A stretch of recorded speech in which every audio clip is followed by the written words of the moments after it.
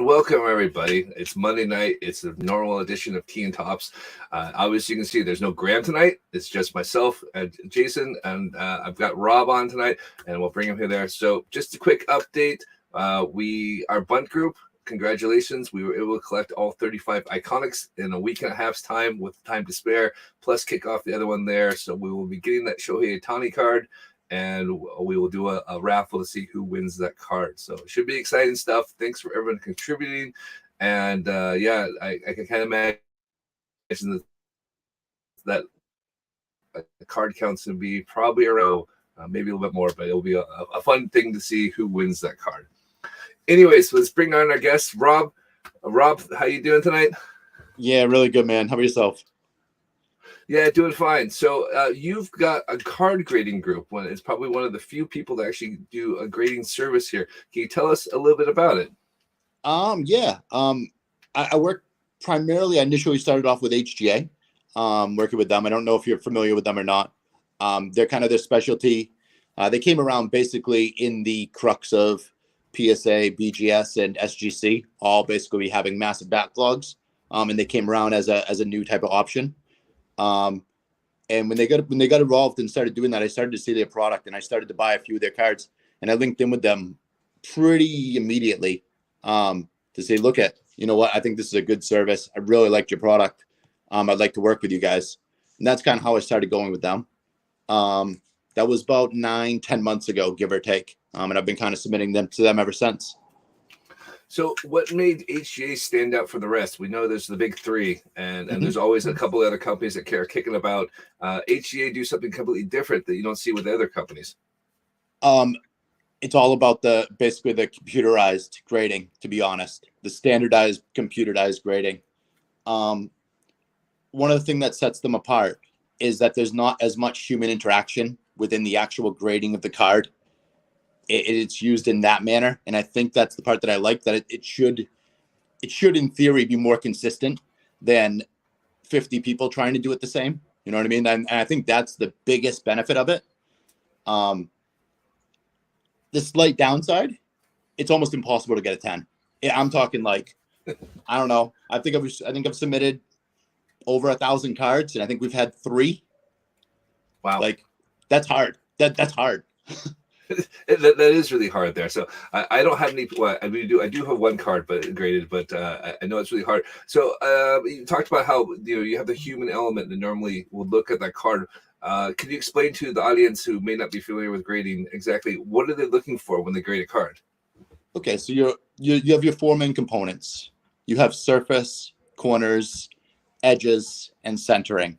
So with regards to centering, you want it to be top and bottom, left and right. You want the card to be perfectly centered based on whatever border, whatever type of references that you can use on the card to match you up against the borders, pretty much.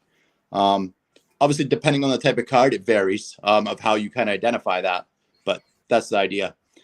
Around the edges, you know what? You're looking for any type of fraying, any type of indents, any type of variation, basically anything that's not exactly straight, or if there's any type of chipping where, you know what? Yeah, the card's fine, but you can see a little bit on there, which also could impact the surface.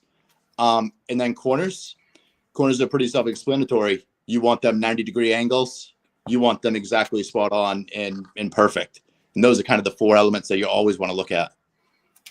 Yeah, absolutely. Like I said, I think for a lot of people, they look at a card and they go, "It's fresh out of the pack. It's a 10." Like it should be that. It's not always the case. I've had that conversation many times when people send me, I'm not sure that that's exactly what this is. No, that's a tough one there, because I think a lot of it is people go, I look at the card, it is centered, it's right, and then you'll realize the surface is scratched, and you may not see those that would pick up, without a loop to actually look at the surface to see how it is. Absolutely. So do you offer your own kind of service to look at it with pre-grade before you send it in, or do you just kind of give the general idea? I actually look at them all and give them feedback on them and kind of teach them what I'm seeing and how I'm seeing it, and effectively let them decide and come back and go, you know what, if you want to send this off, I'll recommend, you know what, this is good to send off. Where I would go, personally, if you ask me, I'm not sending this card. I'm willing to say that. But you know what, at the end of the day, it's up to them. And if they decide that they go, you know what, maybe I don't really want to sign up this card, I just ask for £3 to cover the return shipping. No cost, no nothing. I just enjoy cards, and I like helping people learn, and that's kind of what it's about. It helps grow the hobby. Yeah, absolutely. I couldn't agree more. So I came from the junk era and just got back in the cards. Project 2020 it sucked me back into baseball cards. So this whole grading thing and the whole variations and the 101s was all new to me. And I know we talked to you, opened up your first pack in 1987, so you were well aware of the junk era cards and what was going on there. But it was really a resurgence with grading. So do you think you've kind of entered the era of a junk era grading time? 100%. Yes. No doubt about it. No doubt at all.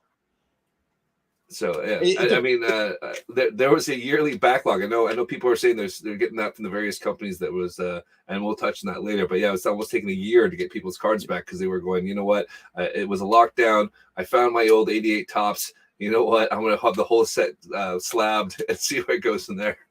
Okay, now see, that's it. Depending on what you want to do with it, that's absolutely fine. You know what I mean?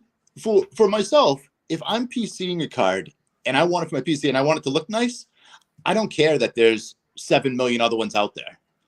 Mm-hmm. If I'm just looking at it and going, I want to sell this, if I'm not selling it right then and there, then personally, I'm not doing it. Like, it doesn't make sense. No, like, you know what I mean? Like, yeah, absolutely. With regards to just a base card, if I'm literally not just flipping that right then and there, I'm personally not doing it. No, I know what you mean. Like I said, the value's there. The value's not 6 months slabbed and hoping to get the grade that you're looking for. Exactly. So, but I would say with HGA, they do the really cool customizations on the cards. So, that's one of those things there. I think, for your PC, it's an excellent option to do. Yep. People that love it or they hate it. Like, they either find it gimmicky or they'll go, you know what, this is perfect. It matches out exact. You know what, and this is what I want all of these specific cards to go for. Especially if people are going for rainbows. Say they were trying to build a rainbow of some player. They want every one of those slabs to match. And that's what HGA is really, really good at, is providing some sort of customizable label for every one of the same cards and go, here you go. They're all exactly the same format. This is what you like. Here you are. So how does it work with the customization? Do you give them a general idea of what you're looking for to get customized, or do they have an artist that does everything? You actually have options. You can either put in a recommendation of what you're thinking and give them that as an idea, or you can just leave it straight up to the artist altogether. So it kind of gives you, you know what, if you want to give them free reign to do whatever they want, that works. Or like I said, you could go, you know what, it's a Peyton Manning, so I want a Bronco and Colt on it. You know what I mean? You want that mix of the two backgrounds of the horses or something, and you can give them those type of ideas. Oh wow! So that's pretty cool. I have to admit, I've looked at the HGA cards and went, there's a couple of cards there I definitely wouldn't mind getting slabbed to see what they come up with the designs. So exactly. Do you have any of your own personal collection slab that they really stick out? They've done for you?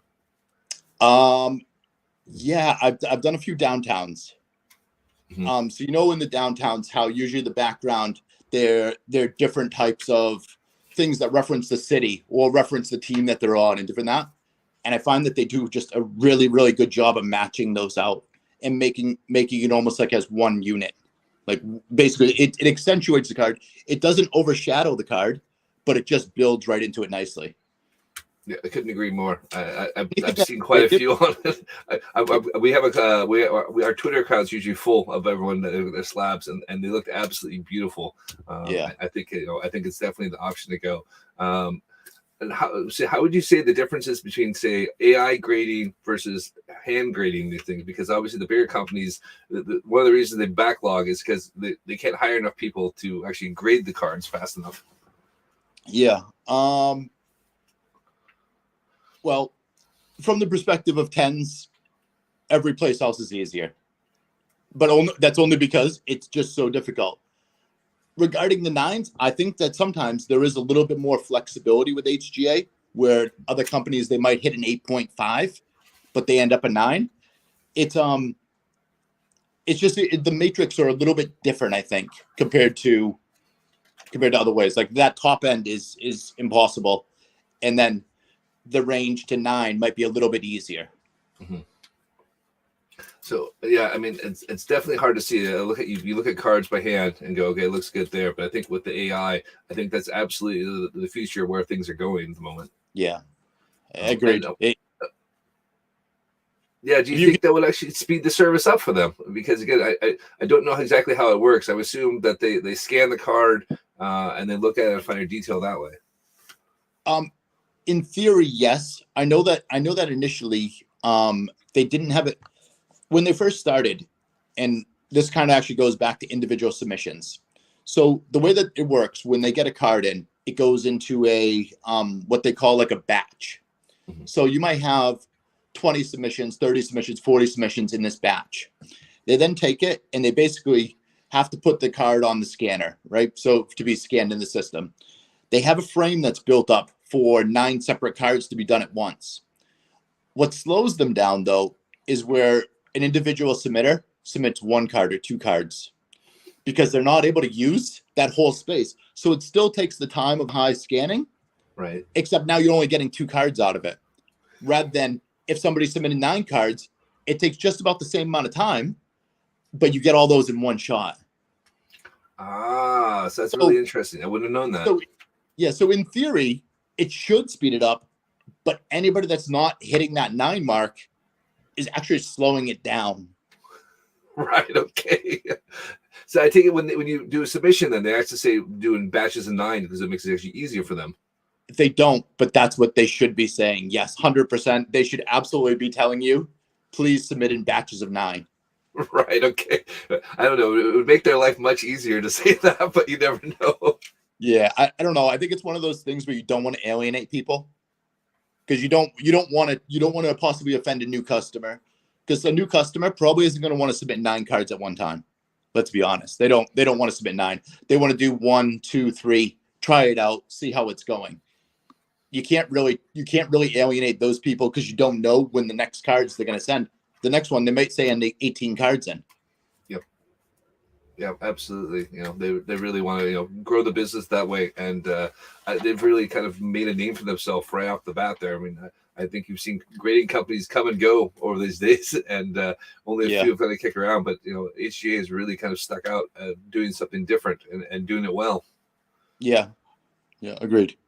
So we'll touch on the HGA news in a bit, but I want to hear about more of how you ended up here in the UK, because we said we had a chat and said you were actually from the Boston area, and how did you get your start in collecting?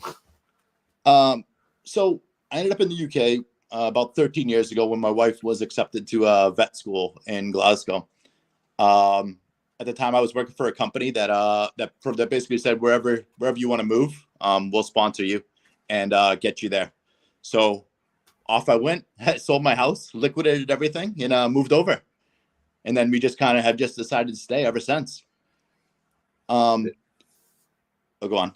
Yeah, no, I was saying it's just, it's funny that as a American that's been over here for 19 years as well, it's funny how you come over here and it really kind of sticks with you. So, you come over for, it's supposed to be just a brief bit of time. And next thing you know, 20 years have passed. No, absolutely. And my started collecting was absolutely when I was a little kid. Like I was mentioning earlier, first packs I can remember open were 87 baseball. All those like brown bordered cardboard looking cards. Brilliant. I must have had 5,000 of them. I don't know. So many, like loads of packs. Anytime we go to this place called Brooks Pharmacy or Gleason's Package Store, anything like that, always pick up packs of those. My parents would be like, yeah, get a pack or two, get a pack or two, get a pack or two. And that's definitely how it started. I remember going to card shows as a little kid and going around and literally buying bulk amounts of cards of, as we said earlier, junk wax, just loads and loads of baseball cards. Who knows what was in them? At this point, I have no idea what's there now. I'm sure that they're still kicking around at my parents' house or my grandparents' house. But it's all still there. I was going to ask you, are they still there? You haven't checked to see if they're still there. I haven't checked, but I own part of the house now, so I'm pretty sure they're there. Do you have anything that's back to that's worth anything? Because again, like I revisited my cards, and it was all Joe Blackstocks and Jose Canseco rookies and Mike Greenwell rookies that aren't worth anything. God knows, honestly. I think there's a Shaquille O'Neal signed photo somewhere in there. I know there's some stuff of some value, definitely. I would imagine a lot of it probably isn't very valuable. No, not at all. I'm in the process of shipping stuff over every couple of months there. I keep looking at, what are we getting this time? Oh, 86 tops. Okay.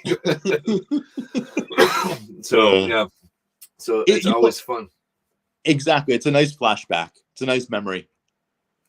Yeah, I think it's the same idea. They said, for me, it was a 7-Eleven where you went to the store and bought a Slurpee and whatever change you had, you buy a couple packs of cards where you could, and then go through it. So I've been enjoying kind of how they do the heritage sets now, and I can get kind of that flashback of, say, the wood border from 87 tops and everything that goes in there, and Project 2020 and Project 70 were obviously designs through tops of the years that really kind of took me back to my collecting days and really dug that. So.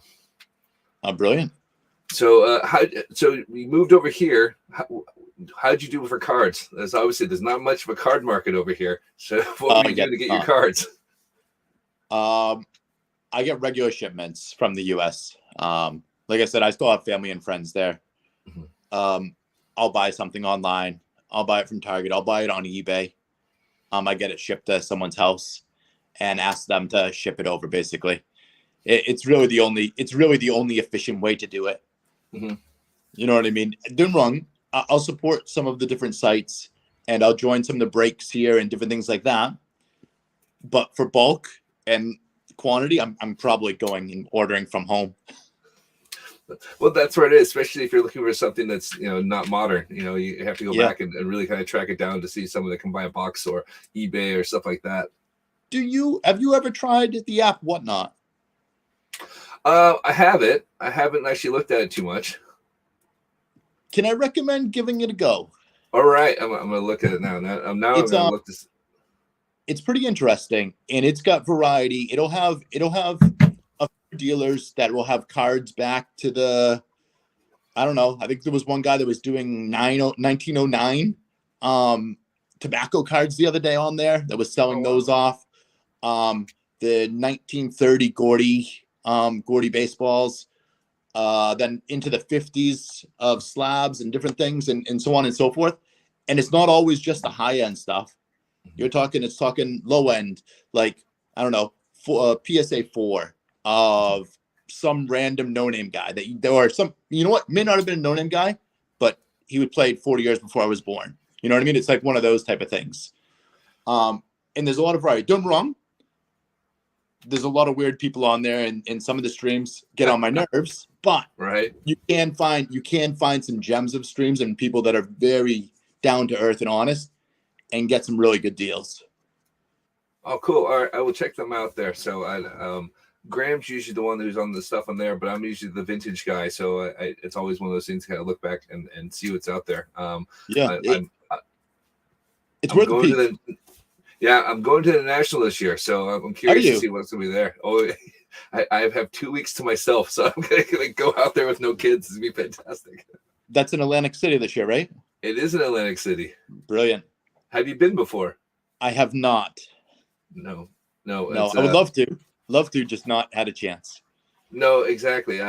We were trying to go last year, and then this year I'm going. Graham might be joining me. And then next year's in Chicago. I think we're going to try to make it to Chicago for it as well there. So looking forward to seeing what the National has to offer for me. Yeah. I've watched some of the YouTube videos and things and just the sheer massiveness of it. I'm sure that you'll find anything you're looking for. Well, I guess I'll say I'll break this now because I hadn't announced what I had planned to do for the National. And now that I've said I'm going to the National. So I'm bringing with me the worst card you could get from Project 2020, which was Keith Shore, Ken Griffey Jr. card. And I'm going to do the one red paperclip trick. And I'm going there with that card, and I'm going to see how far I can trade it up over the whole show when I'm there for the 3 days. Okay, brilliant. So it would be a chance to actually meet the dealers, chat to them a bunch, and hoping there's something low enough end that they'll trade me. and then try to spend the whole show trading up. We'll see what I come up with. Brilliant. Is that going to become a YouTube video or some sort of a? We'll do something like that. I'll do everything on Instagram and try to do updates in that way. Just again to talk with the people that are in the industry and see what we can do there and help them promote them. Because I mean, being from the States, how many different car dealers there are, and there's probably more than we know about. And so give a chance to them to promote their business over here and just see how it goes. And one just kind of just chat cards with people. So it'll be fantastic. Absolutely. So fingers crossed. We'll see how it goes. So, but yeah, what about you? What do you collect? What's in your personal collection? Okay, so what I'm working on, I would say, easily the biggest Jacob Eason collection in the UK by far. Probably top 10 in the world, I would guess. Okay. I have a lot, like boxes of RPAs, autos, you name it. I'm also slowly working on the 86 Fleer basketball set. Okay. Right. I'm doing it by not using eBay. Okay. So I'm trying to build this set not using eBay while in the UK. So it's slow going. Because obviously it's only when I have a chance to come across cards out in the wild effectively. Right. Because I'm not using eBay. Those are my two main things, but I dabble in some baseball. I buy a lot of Bowman Chrome. I buy some vintage here and there.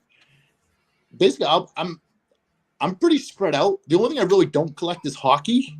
Right. Yeah. Basically, everything else I tend to buy.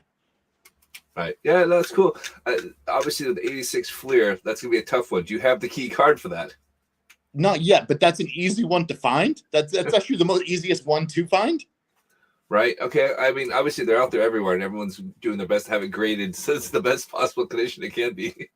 Yeah. So but you know what I mean. Like if I was looking for, say, a Bill Lambier here in the UK, it's a whole lot easier for me to find a Michael Jordan in the UK. That's very true. Yes. Yes, it is. You know what I mean? So that's what I mean. Like, trying to find those other ones, that's the real challenge. The Jordan, I just need to have the money. That's all. I just need to buy it. But getting the rest first is actually going to be the hard part. So how do you go around finding that? I mean, card shows are starting to happen again. There was the London card show that was recently that's happened. Are you doing it through card shows? I know there's actually a physical shop in Greece. I don't know if you actually made that down to it's north of Athens. Yeah, there's a guy. There's the only physical shop in Europe right now is there's a guy north of Athens that does cards and stuff like there. So until Dave and Adams opens up in the Netherlands, that's the only place at the moment. I tend to talk to a lot of people on the Facebook groups. A lot of it is through word of mouth, and if I can find some guy that has 10 random 86 Fleer, I just buy them all and I go, yeah, I'll just take them all. And if they're doubles, then so be it. I can sell those on, not a big deal. And basically just slowly start to build it in. Also, again, I do talk to a lot of people in the US as well, just through Instagram or through Facebook or through Whatnot or through that, and just slowly kind of whittle my way through it. Again, it's not a fast process. I'm not trying to complete it in a month, 6 months, a year. It's a slow burn. Yeah, I imagine it is. But I mean, that's the fun bit of it. It's like you're not actually just aggressively trying to get that because that takes the fun out of it. Exactly. You stumble across it and go, all right, I found an Isaiah Thomas card. All right, that was one more off the checklist. Exactly. Well, okay. So I was on Whatnot one day and I was talking and I was like, yeah, do you have any 86 Fleer? And he goes, oh, no. Oh, you know what? I do have one card. And he had this Patrick Ewing that was like, I don't know, it's like bent in half and like one of the corners is missing. And he's like, look I'll put it up for $1 if you want it. And I'm like, well, I don't have it yet. It's not the best condition, but I may as well buy this one. It's basically a filler. It holds that spot until I get another one. Mm-hmm. So I was like, yeah, you know what? I'll take it. Why not for $1? Cool. Sounds good. It can fit in the spot. That's awesome. Yeah. No, it's like I said, it's little pieces like that. And like I said, that helps me kind of build it and just takes time. Yeah, I know it's a big tough one because again, there's no really card shows to go and start going through the cards and looking for everything you need and carry Yeah. that list of cards, everything that goes with it. I find it pretty hard to believe that I would ever find 86 Florida card show here in the UK. You never know. Like I said, we were No, talking about my Ted Williams card, so No, you're right. You're right. 2 seconds. Let me just grab a charger if you don't mind. Is that all right? yeah, no problem. All right. Cheers, Mark. Yeah, go for it. So obviously, Rob's gonna go charge his phone. We've already drained the battery a half an hour into the show. If you guys have any questions for Rob, please feel free to throw them into the chat here. We'll obviously get them answered here. We appreciate you guys watching.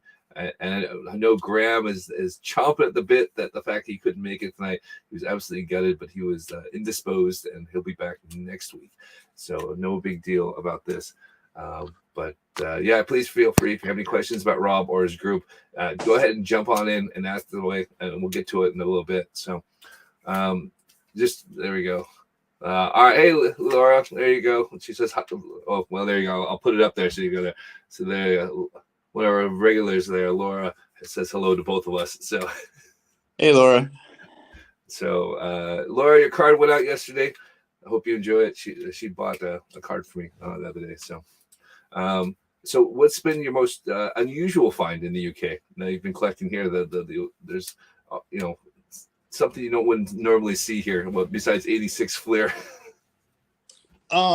Okay, so we obviously see a lot of football cards here. One thing I didn't realize, garbage pail kids. Mm-hmm. I did not realize that there were different size versions for a European garbage pail kid versus an American garbage pail kid. Really? I had no idea. The 1986 Series 1, the original series, they're actually a smaller version here in the UK than they were in the States. In the States, they're full size. They're like full size baseball card size. Right. And here they're about, I don't know, maybe like 10 millimeters shorter. About. So there's actually a variation on them. And I didn't realize that. Had no idea. Wow. I would have never guessed. I would assume it would just been a standard size that, Nope. most people would have. Here's the printout, cut it, you'll be fine. Nope. Because I was looking into it and I had saw some online. And I thought, oh, you know what? That's a decent deal. And I started looking at the box. And I started Googling the box to try to figure out. And I was looking at it going, do I want to buy this? Do I need to buy this? Do I not? I'm like, I know I want to try to hit the atom bomb. I kind of remember these things that are like the chase cards per se. Yeah. And I started looking into it. And then I started identifying that, there's a UK variation or difference in size. And the value's a bit different in the way that it kind of works out. And I was like, wow, that's really interesting. And no idea why they did different, but they did. Huh. So with that, obviously it's a variation. You find there's actually garbage pail collectors that are looking for the UK version. I mean, I obviously don't remember any of this. Wouldn't have thought, again, that would have been standard size. They would have sent over directions to Topps UK and said, here you go, print these out as 2x3s and send them out and put them in the packs. Yeah, again, that's what I would have thought as well. But I think there probably is specific collectors that are out for each. But because we know that the biggest card market is the US, right? Mm-hmm. So I think people are after they're reliving their childhood. They want that same card that they had when they were growing up, maybe rather than the variation. That's Yep. my gut. That's my gut feeling on what the price difference may be or value difference. Yeah, probably that's exactly the case because if you didn't know the valuations out there, you want the U.S. version for it. But I guess there'll probably be some hardcore collectors out there. There's always hardcore collectors that want the variations. You're absolutely right. I don't know a whole lot about Pokemon. I'm learning very quickly as doing the grading and starting to understand the variations and whether they're Japanese version or Series 1 or Series 8. At the beginning, they all looked exactly the same to me. I couldn't tell the difference. I still sometimes struggle with the difference, and I basically have to look into it and go, okay, what is this? Why is this different than the other one? And try to look at it. There's just so many different pieces about it, and the value of them are so ridiculously different that it's super important that I'm looking into it and making sure I figure out actually what's going on with this card. What is it? because I will get some people that send it in. They'll tell me one thing and I'll go, okay, is it that? And I have to look into it and go, yes, it is. Or I go, look, and I'm really sorry. This isn't what you think it is. Right. Yeah, I mean, that must be hard. Do you usually, I mean, there's a couple apps out there that do obviously card sync. Do you use those to help you out there? I use some of it. But again, a lot of it honestly is doing a comparison, it's almost looking on eBay, to be honest. Right. It's easier for me to find a variation or find the exact replica of that somewhere either listed or sold in the recent future or like recent past. Yeah, I imagine there is. I mean, funny enough, I had a conversation earlier about Pokemon, but it was Pokemon Go, and they were always asking me about the cards there. I said, I couldn't tell the difference. I remember that, and Magic the Gathering was another one that passed me by there. But I can't imagine what the amount of submissions you get, and you get the wild and the wonderful. I imagine, and you really got to keep on top of what's coming in and what's not. Exactly. If someone gives me baseball, basketball, football, not a problem. I know what that is straight off the bat. Don't really need to look into it too much. I can basically figure it out. All good. It's where those little outliers and things that I'm just maybe are a bit outside of my comfort zone. Mm-hmm. I can tell if the card is perfect or not, and I can tell if there's issues on it. But just figuring out exactly what it is sometimes is a challenge. So, I mean, Gary V, I saw you posted in the group, and Gary V did his little Gary V Animals things. What was your take on those? I mean, did you see any coming this way? No, I did not see any come my way, which fine by me. It's kind of weird. The way I look at NFTs they are something that impersonates reality. Personally, this is just my own setting, rightly or wrongly. This is kind of how I see it. Something that it does an impression of reality. Gary Vee switched it up and took NFTs and impersonated them in a card based on the NFT. So he converted it the other way, which is kind of bonkers to me. It just didn't make any sense. On that note, people were paying ridiculous amounts of money for them. It was just one of those things that, okay, I guess it took off, and then it tanked. It absolutely tanked. But this is the same thing. I talked to a lot of people about cards, and they're like, I want to get into it, and I'm always like, look, buy what you like. Your money will never be wasted. My example is I bought an '87 Fleer Jose Canseco card, probably a 10, if not a high 9, and it is worth nothing now. It was worth the $50 I paid for it in 1988, and is worth $5 now. But you still have it, so you love it. It's fine. Absolutely, yeah. It's still in the frame. It's still going to touch it there, and it's still go, yep, that was money not well spent. Yeah, happens. Yeah, it's part of the fun of collecting. Like I said, sometimes you win some, sometimes you lose some. It's just as long as you get into it, enjoy what you're collecting. That's all that really matters. It's really different. The game's really changed now. I'm sure you've seen it evolve as well, where it's all about the chase for the rookie cards, and then once you get that rookie card, it's all about the flip. Yep. Yeah. There's nothing wrong with that. There isn't. As long as you're accepting that that's what you're going to do with it. Mm-hmm. Like, isn't done wrong? I buy a lot of cards. I sell a lot of cards. But I also then have my core things that I don't really sell. You know what I mean? It's a mix and match. Mm-hmm. And I'm fine with it. I don't mind ripping packs to go, okay, well, I'm looking for these 2 cards. And I'll rip all these packs and go, didn't get any of them. Okay, well, I need to try to recoup some of my money for that fun. Let me try to get half back. I'll take half, call it a day, and be cool with it. Let me just list them and sell them. Yep. I mean, to be honest, the fun part's just opening the packs. Exactly. Yeah. Exactly. You never know what you're gonna get. It's always fun to see what you can get there.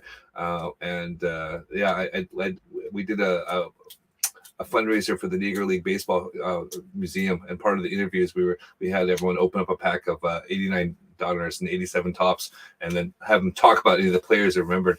And I ended up eating a lot of 87 top scum. Still the same. It's still the same, yeah. It's still chalky and crunchy and delicious. Yeah, absolutely. All right, well, let's talk about your your submission thing and tell people how it works and they do about it, just so if they want to know more about it, where they can find you and how submission works with you.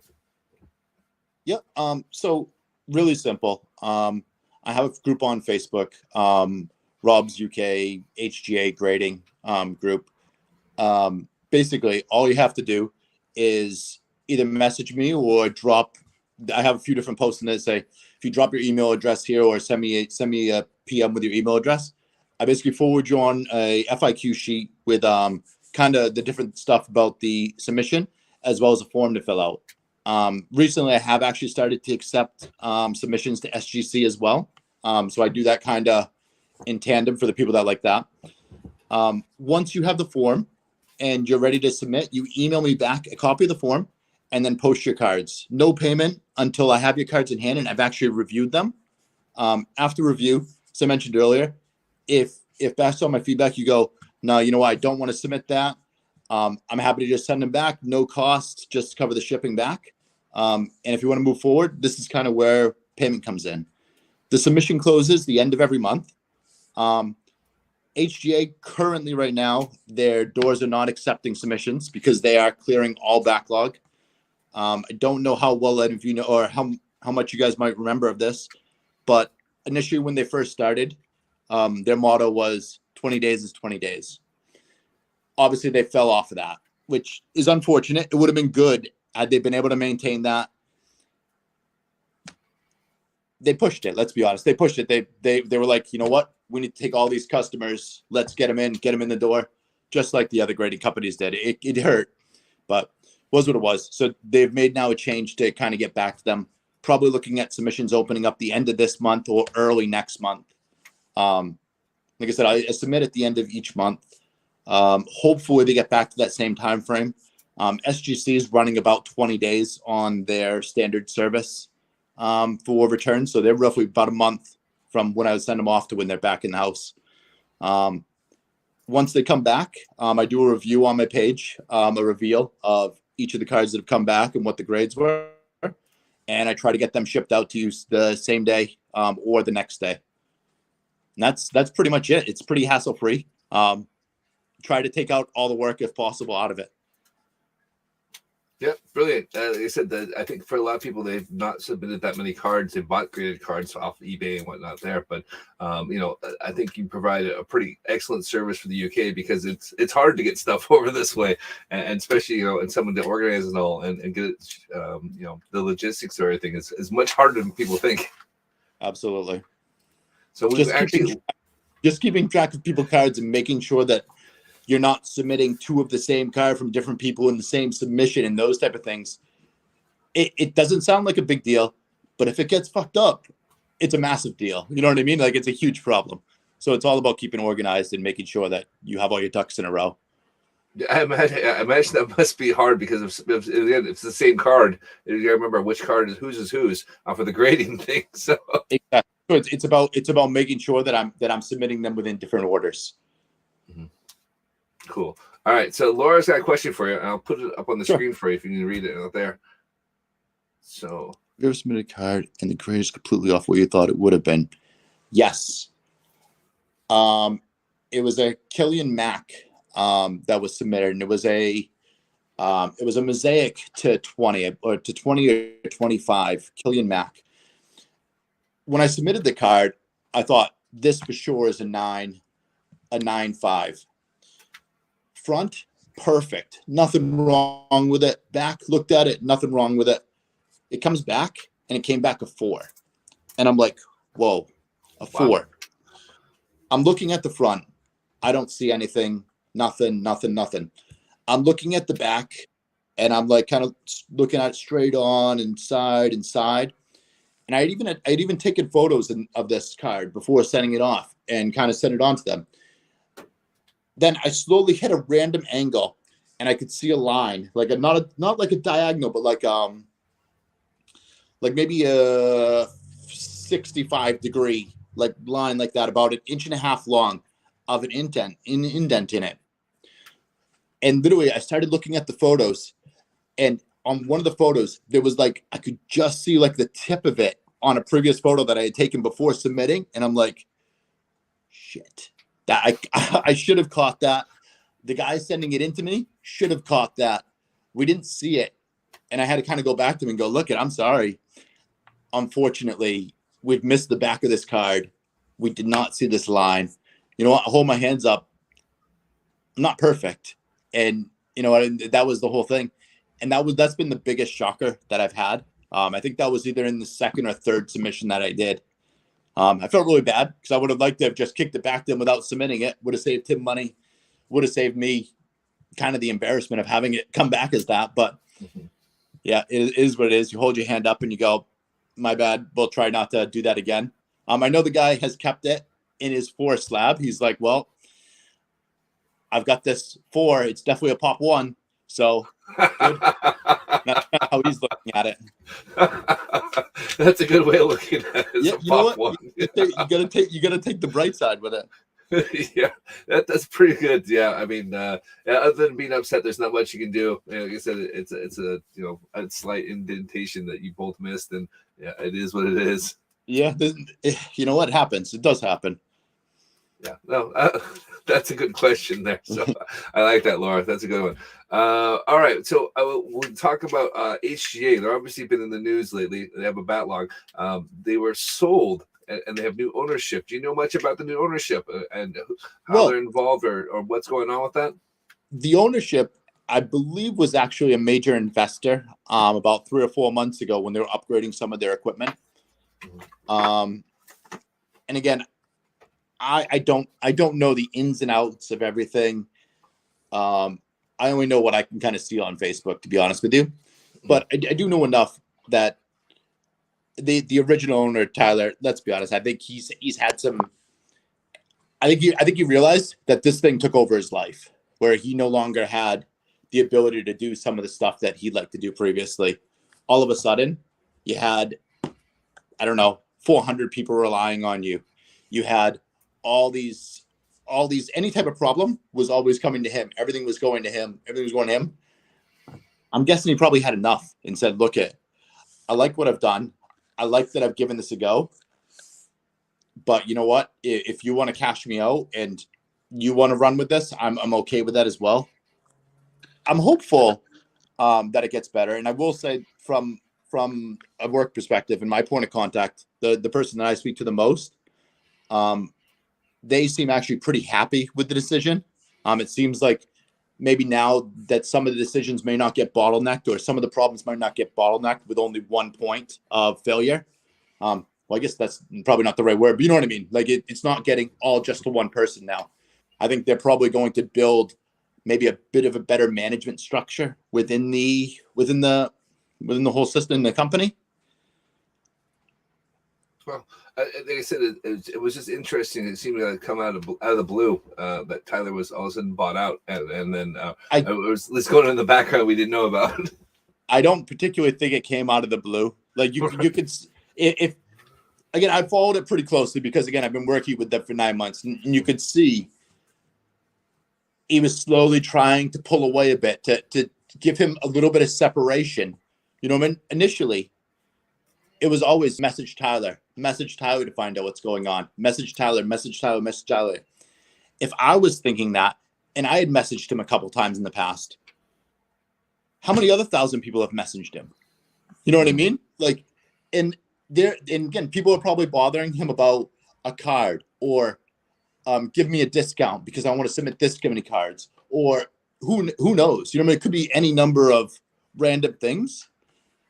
And because he had started himself as such an open person in that manner, I think he got just bogged down immediately because everybody just went, oh, this is great. We can go right to this guy. Boom. And then he goes, I can't answer all these. I can't do this.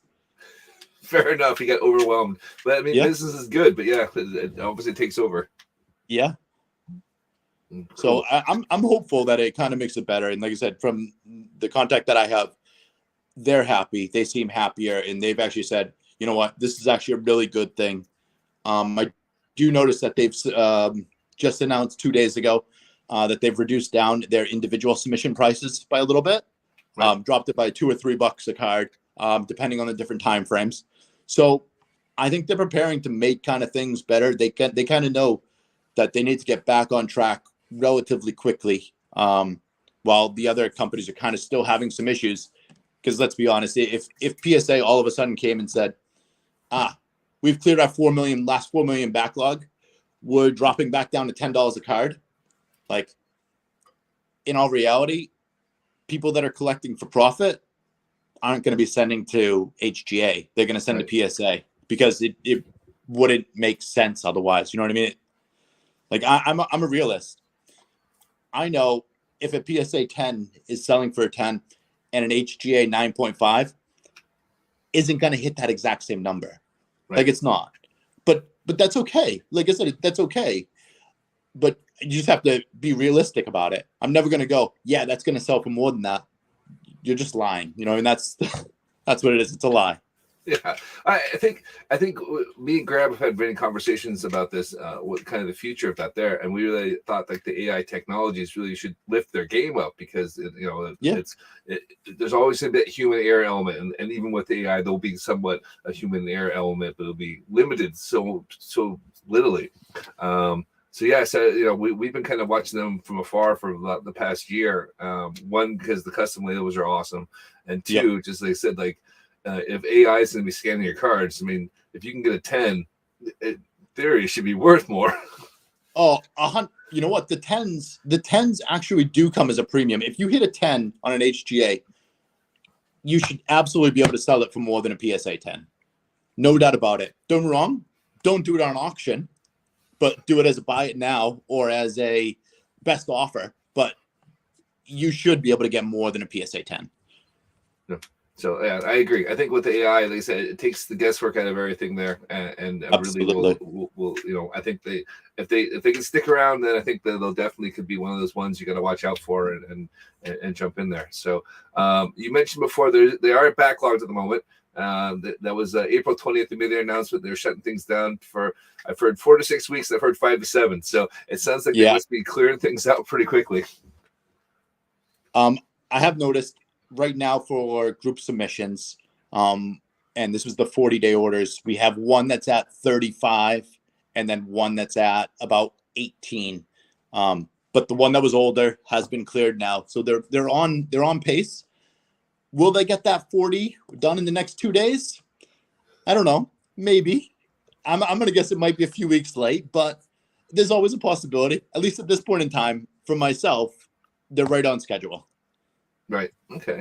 Cool. So I'll ask you one more question before we close off the show there. I said, I know there's a couple of grading companies in the UK, but do you ever think we'll see one of the big names ever make it out here, or at least in Europe? I said, with David Adams coming to the Netherlands, that's a big step for kind of the market out this way. I wouldn't be surprised. Although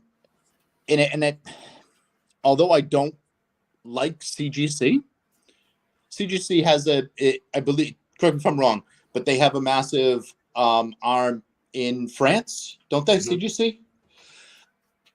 I could absolutely see them being the first ones that come over here, only because they already have that base. Yeah. I don't know if PSA will get over. You never know. You never know. And SGC, you never know. SGC is based in Florida. PSA is based in California. I think PSA there, and Beckett's in Dallas. So the easiest transition for me would be seeing CGC open up a center in Europe, and that'd be my guess. But again, anything's possible at the end of the day. What are your thoughts on the UK grading companies? I only know, I think Majestic's the only one I know off the top of my head. Graham's more knowledgeable on this stuff there. Like I'm the vintage guy, I'm the junk wax guy, I'm the Project 20 guy. So I've seen them pop up in my Instagram feeds. I follow them to see what's going on there. And they do a pretty good job of promoting themselves there. But I guess if I'm looking at a card valued over 250 pounds, I'm sending it to someone who's going to know there, because say it may be a UK based company and you can probably sell it to somebody in the UK based. The real market's over in the US, and you're going to get more money for it. So, that's my exact gut feeling when people ask me about UK companies. I go, you know what? There's a spot in the market for everyone. Absolutely. There is. There's a time and a place. If I want to get a card graded for 8 pounds, you know what? Perfect. That sounds great. You know what? It could be a base card. I want to get it slabbed up. It'll look nice. And there's a market for that, where now maybe that 8-pound card that I got graded for 8 pounds is now worth 25. Yep. Cool. Like that's absolutely fine. But just as you were saying, anything of real value, like I don't see it. Like I just don't see it. No. I think it might work with like football cards. I can see that. And I said, if you're talking, like that, because that's where the market is out here. And maybe people F1. might go, Maybe a little bit of F1. Yeah, and you'll go, okay, right there. Here's a company that specifically grades football cards here, and there's that there. You have that U.S. market and go, oh, right. So this is the people that do the football cards out this way. I would buy from them. I think there's a market for that there. But NFL, NBA, hockey, baseball. I'm looking at anyone else. Agreed. Brilliant. Rob, thanks so much for coming on the show. Here's one last chance to plug your place and let us know where, if you want any cards graded, where they can go. If you want to take a look, it's Rob's UK HGA grading on Facebook, or Rob's UK grading service on Instagram. Hit me up. I'm pretty active. My name is Rob Noponen. Drop me a message. I can link you to it, or again, drop me a message on Instagram. I'm pretty helpful, and like I said, just get in touch, and I can send you over all the information, and happy to help. Brilliant. We'll also post a link to your group as well there, and if you're following us on Instagram, we have linked to your thing as well too. So, all right, guys, we'll see you next week. Hopefully, Graham will be able to join us, and take care. Thanks for having me, man. Have a good day. No problem. Cheers, man. Bye.